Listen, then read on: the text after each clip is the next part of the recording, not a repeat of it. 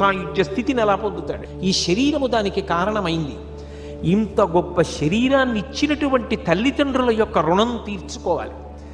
ఎలా తీర్చుకోవాలి అంటే, నాన్నగారికి కాళ్ళు పట్టి అమ్మకి కాళ్ళు పట్టి అని మాత్రమే కాదు, తనకి వాళ్ళు శరీరం ఇచ్చి ఒక జీవుణ్ణి ఎలా ఉద్ధరించారో తాను కూడా వేరొక జీవుడికి శరీరాన్ని ఇవ్వాలి. అంటే తాను కూడా వివాహం చేసుకోవాలి. సంతానాన్ని పొందడానికి వివాహం ఎందుకండి? తనతో పాటు కలిసి జీవించడానికి అంగీకరించిన క్షేత్రము ద్వారా పొందితే సరిపోదా? అంటే ధర్మము ప్రధానమై ఉంటుంది. మీకు ముందే పురుషార్థముల గురించి చెప్పా. ధర్మబద్ధమైన కామమై ఉండాలి. ధర్మం అన్న చట్రంలోకి ఇమడాలి కామం. అందుకని ఇప్పుడు వివాహ ప్రక్రియ ద్వారా ఒక స్త్రీని స్వీకరిస్తున్నాడు. స్వీకరించి ఆమె యందు తన తేజస్సుని ఉంచి సంతానమును పొందుతున్నాడు. ఇప్పుడు వేరొక జీవుడికి శరీరం ఇచ్చాడు. ఇప్పుడు తన తండ్రి తనకు శరీరం ఇచ్చినట్టే తాను కూడా వేరొక జీవుడికి శరీరం ఇచ్చి ఆయన పాపం పోగొట్టుకోవడానికి పుణ్యం చేసుకోవడానికి అవకాశాన్ని కల్పించాడు. అలా కల్పించినటువంటి కారణం చేత పితృరుణం తీరుతోంది. పితృరుణం తీరాలి అంటే వివాహము ఉండి తీరాలి. వివాహము చేసుకోకపోతే పితృరుణం తీరదు. పితృరుణం తీరకపోతే ఒక్క వివాహం చేసుకోని వాడు ఒక్కడే బాధపడతాడని మీరు అనుకుంటున్నారేమో. కాదు, అది పరమ ముఖ్యమైనటువంటి విషయం. కాబట్టి అసలు ఒక జీవుడు పాపపుణ్యములను సంతరించుకోవడానికి, అంటే పాపం పోగొట్టుకోవడానికి పుణ్యం చేసుకోవడానికి వేరొక జీవుడికి అవకాశం కల్పించడానికి ఇష్టపడని రీతిలో బ్రతికేటటువంటి వ్యక్తిని కన్నాడు కనుక, అంటే తాను వివాహం చేసుకోడు కనుక, తాను వేరొకరిని పొందడు కనుక సంతానంగా, అటువంటి కొడుకుని కన్నందుకు పెళ్లి చేసుకోకుండా సన్యాసము తీసుకోకుండా ఉండిపోతే, అలాంటి పిల్లవాణ్ణి కన్నందుకు ఆ తల్లిదండ్రుల్ని ఉత్తీర్ణుల్ని చెయ్యకుండా వాళ్ళు ఎంత తపస్సు చేసినా తలక్రిందులుగా వేలాడ తీస్తారు అని మహాభారతం ఆదిపర్వంలో ప్రతిపాదింపబడింది. జరత్కారు ఉపాఖ్యానం చదవండి. జరత్కారు యొక్క తల్లిదండ్రుల్ని వాళ్ళ వంశంలో వాళ్ళందరినీ తిరగేసి కట్టేశారు. ఇక తాడు ఆఖరి చివరకు వచ్చేసింది, ఎలకలు కొరుకుతున్నాయి. అడిగాడు జరత్కారు, ఎందుకు మీరు ఇలా వేలాడుతున్నారు, ఎవరు మీరని అడిగారు. మా వంశంలో ఒకడు పుట్టాడు, వాడు శాస్త్ర విరుద్ధంగా బ్రతుకుతున్నాడు, వాడు పెళ్లి చేసుకోలేదు, వాడి పేరు జరత్కారు. వాడు పెళ్లి చేసుకోలేదు కాబట్టి, ఒక జీవుడికి శరీరాన్ని ఇవ్వడానికి వాడు అంగీకరించలేదు కాబట్టి, వివాహం చేసుకుని ధర్మబద్ధమైన సంతానమును పొందలేదు కనుక అటువంటి బిడ్డన్ని కన్నాం కాబట్టి మమ్మల్ని తిరగేసి కట్టేశారు అన్నారు. అప్పుడు ఆయన అన్నాడు, నేనే ఆ జరత్కారు, మీరింత బాధపడుతున్నారని నాకు ఈ విషయం తెలియలేదు, నేను వివాహం చేసుకుంటాను, నా పేరు కలిగినటువంటి పిల్ల కనపడితే చేసుకుంటానన్నాడు. అప్పుడు మహానుభావుడు వాసుకి తన చెల్లెలైన జరత్కారుని తీసుకొచ్చి వివాహం చేశాడు అని జరత్కారోపాఖ్యానం ఆదిపర్వంలో మీకు కనపడుతుంది. భారతం పంచమ వేదం. అంటే వివాహ ప్రక్రియలో తాను సంతానమును పొందితే తప్ప పితృరుణం నుంచి విముక్తి కాడు. 2, అలా సంతానాన్ని కొడుకు పొందకుండా సన్యాసాశ్రమ స్వీకారము చెయ్యకుండా పెళ్ళి చేసుకోకుండా బ్రహ్మచర్యంలో ఉండిపోతే అటువంటి వాణ్ణి కన్న తల్లిదండ్రులు కూడా ఉత్తమ లోకములు పొందరు అని భారతం ప్రతిపాదన చేస్తోంది. కాబట్టి వివాహం అనేటటువంటి దానికి ఎంత ప్రశస్తి ఉందో, వివాహం అనేటటువంటి సంస్కారము ఎంత ప్రధానమైన సంస్కారమో మనకు అర్థమవుతుంది. పితృరుణం తీర్చుకోవాలి అంటే వివాహం చేసుకుని తీరాలి. ఋషులు నిస్వార్థంగా మనకి వాంగ్మయాన్ని ఇచ్చారు. ఋషి రుణం తీర్చుకోవాలి అంటే బ్రహ్మచర్యాశ్రమంలో వేదాధ్యయనం చేస్తాడు. లేదు, శ్రీరామాయణం వేదోపబ్రహ్మణం, మహాభారతం పంచమ వేదం. శ్రీరామాయణం తెచ్చుకొని ప్రతిరోజు రామాయణం చదవాలి, ప్రతిరోజు భారతం చదవాలి, ప్రతిరోజు భాగవతం చదవాలి. వేదం చదవకపోతే కనీసంలో కనీసం వేదతుల్యమైనటువంటి వాంగ్మయాన్ని చదవాలి. అలా చదవాలి అంటే తను చదువుతూ కూర్చుంటే తనకి వండి పెట్టేది ఎవరు? ఎవరన్నం పచనం చేసి పెడతారు? ఎవరు తన బిడ్డల్ని పెంచి పెద్ద చేస్తారు? ఎవరు వాళ్ళకి స్నానం చేయిస్తారు? ఎవరు బట్టలేస్తారు? ఆమె లేనినాడు అది ఇల్లే కాదు. గృహిణీ గృహముచ్యతే. ఇల్లంటే ఇటకలతో కట్టినది కాదు. ఇంట్లో ఇల్లాలు లేకపోతే అసలు ఆ ఇంటికి ఇల్లన్న మాటే లేదు. కాబట్టి వివాహ బంధం ద్వారా ఆమెని స్వీకరించినటువంటి కారణం చేత తాను వేదతుల్యమైనటువంటి వాంగ్మయాన్ని ప్రతిరోజు చదువుకుని ఋషుల యొక్క రుణం తీర్చుకుంటాడు. అంత నిస్వార్థపరులై జాతి హితం కోసం మనుష్య జాతి తరించాలని వాల్మీకి మహర్షి రామాయణాన్ని ఇచ్చారు. మహానుభావుడు వ్యాసుడు భారతాన్ని ఇచ్చాడు. ఎప్పుడు ఎక్కడ ప్రవచనం చేసినా సాధారణంగా వ్యాసుడికి వాల్మీకి నమస్కరించకుండా ప్రవచనం చెయ్యరు. ఎందుకు చెయ్యరు అంటే, వ్యాసుడు చంద్రవంశాన్నంతటినీ చెప్పాడు, వాల్మీకి సూర్యవంశాన్నంతటినీ చెప్పారు.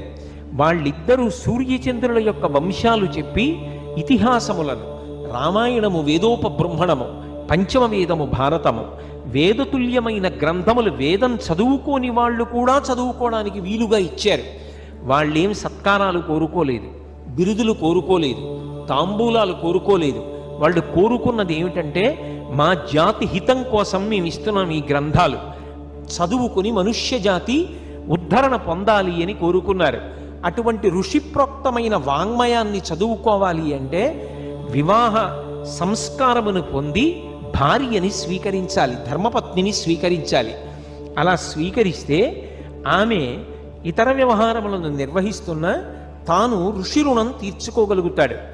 ఆయనని అనుగమించిన కారణం చేత ఆమె కూడా తరించిపోతుంది, ఋషి రుణాన్ని తీర్చుకుంటాడు.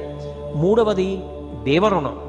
దేవతలు శరీరమునందు ఆవహించి ఉంటారు.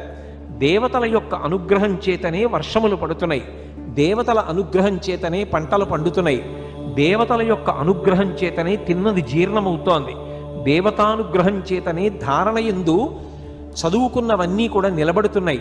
అటువంటి దేవతలకు ప్రత్యుపకారము చెయ్యడము అన్న మాటకు అర్థం కృతజ్ఞతావిష్కారం చెయ్యాలి.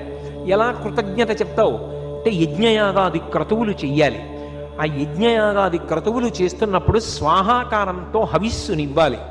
అలా హవిస్సునివ్వాలి అంటే ధర్మపత్నితో కూడి ఉన్నవాడు ఎవరుంటాడో ఆయనకి మాత్రమే అధికారం ఉంటుంది.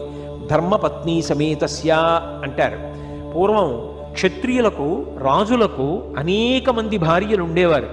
అంతమంది భార్యలున్నా ఎవరు యజ్ఞంలో తనతో పాటు పీటల మీద కూర్చుంటారో ఆమెని పత్ని అని పిలుస్తారు. ఆమె ధర్మాచరణమునకు ప్రధానమైనటువంటి ఉపకరణము. ఆమె లేనినాడు పురుషుడు ధర్మాచరణము చెయ్యలేడు. అందుకే ఆమె పేరు కామపత్ని కాదు, ఆమె ధర్మపత్ని. ధర్మపత్ని సమేతస్య అంటారు. ఇప్పుడు వివాహ సంస్కారము ద్వారా ఆ ధర్మపత్నిని స్వీకరించాడు. ఆ ధర్మపత్నిని స్వీకరించినటువంటి కారణం చేత ఈ 3 రుణములను తీర్చుకుంటున్నాడు. ఈ 3 రుణములు ఉండిపోయాయి అనుకోండి, రుణ విముక్తుడు కాలేదనుకోండి, ఆయనకి ఉన్నతమైనటువంటి లోకప్రాప్తి ఉండదు అని శాస్త్రవాక్కు. ఈ 3 రుణములను తీర్చుకోవాలి. ఈ 3 రుణములు తీర్చుకోవాలి అంటే వివాహము చేసుకుని గృహస్థాశ్రమంలోకి ప్రవేశించడం వినా ఇంకొక మార్గం ఉండదు. ఇప్పుడు వివాహమునకు ఎంత ప్రధానమైనటువంటి అవసరం ఉంటుంది అంటే, అసలు ఆ వివాహము లేనినాడు ఈ 3 రుణములను తీర్చుకోలేడు. ఇక అర్థము. అర్థము అంటే కేవలముగా డబ్బు కాదు, సమస్త భోగ సంపత్తికి కలిపి అర్థము అని పేరు. భోగం అనుభవించడము అన్న మాటకు అర్థం కేవలముగా ఏదో డబ్బుంటే కాదు, ఒక్కొక్క వయస్సులో ఒక్కొక్కటి భోగం. మీరు ఇది బాగా జ్ఞాపకం పెట్టుకోవలసిన విషయం. చిన్నతనంలో బాగా చదువుకోవడం భోగం. ఒక వయసు వచ్చిన తరువాత భార్యని స్వీకరించడం సంతోషం, ఓ ఇల్లు కట్టుకోవడం సంతోషం, ఆ తరువాత పిల్లలు తొక్కని పక్క శుభ్రంగా ఇంట్లో ఉండడం సంతోషం. ఎన్నాళ్ళు పిల్లలు తొక్కని పక్క ఇంటికి సంతోషం? ఏదో ఒకనాడు పిల్లలు మంచం ఎక్కి ఆడి వేసిన తెల్ల దుప్పటి వాళ్ళ బురదకాళ్ళ మరకలైపోతే అది ఇంటికి పెద్ద అలంకారం. వాళ్ళు తొక్కని పక్క ఎందుకు పనికొస్తుంది? ఇంటికి బరువు అయిపోతుంది. ఎన్నాళ్ళు వేసినా పక్క అంత శుభ్రంగానే ఉంటే ఆ ఇంటికి అందమేది? ఆ దంపతులకు పరిపూర్ణతేది? పిల్లలు తొక్కిన పక్క. అర్థము అన్న మాటకు అర్థం ఒక వయసు వచ్చేటప్పటికి సంతానమును పొందాలి. ఒక వయసు వచ్చిన తరువాత వాళ్ళు వృద్ధిలోకి రావాలి. తానెంత కీర్తి సంపాదించుకున్నాడన్నది కాదు, తన బిడ్డలు ఎంత ధార్మికంగా బ్రతుకుతున్నారన్నది ప్రధానమవుతుంది. ఇంకొక వయసు వచ్చిన తరువాత తన కొడుకు భుజం మీద చెయ్యేసుకుని తాను నడుస్తున్నాడు, నా కొడుకు ఎప్పుడూ నాకు ఆసరాగా నిలబడతాడు, అది సంతోషం. ప్రాణోత్క్రమణం అవుతుంటే కొడుకు ఒళ్ళో తలపెట్టుకుని ప్రాణం విడిచిపెట్టడం భోగం.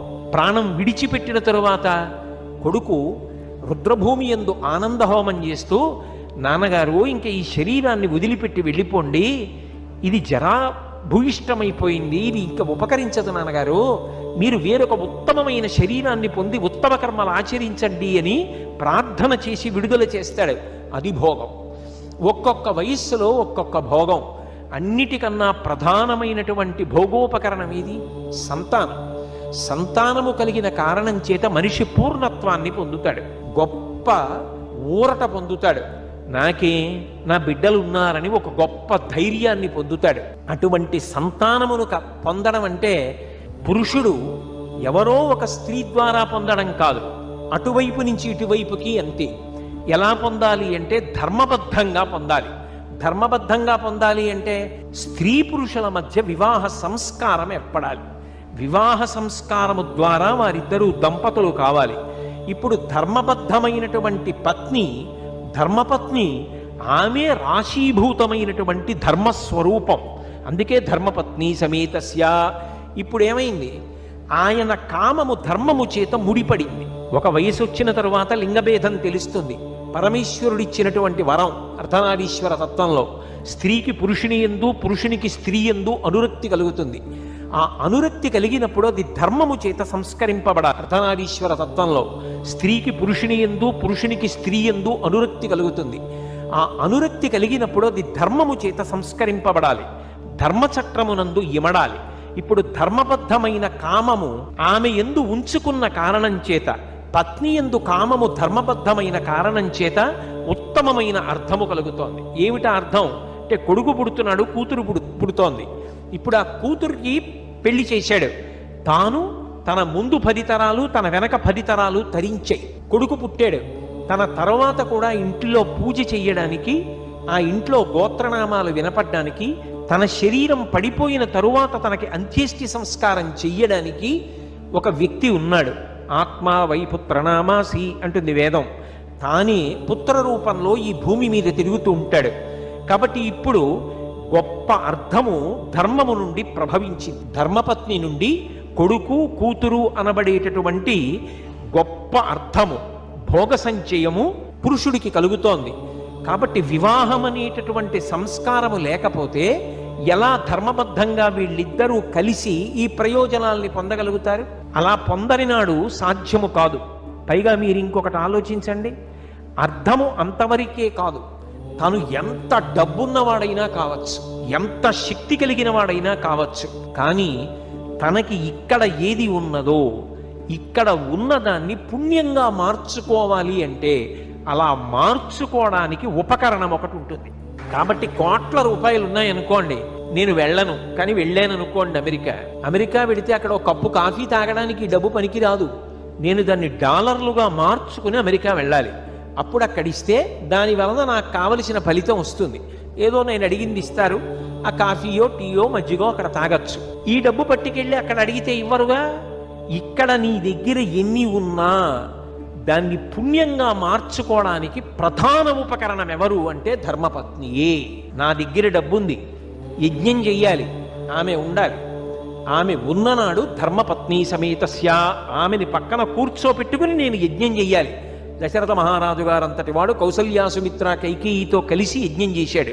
ధర్మపత్నితో కలిసి యజ్ఞం చెయ్యాలి, ధర్మపత్నితో కలిసి యాగం చెయ్యాలి, ధర్మపత్నితో కలిసి కన్యాదానం చెయ్యాలి.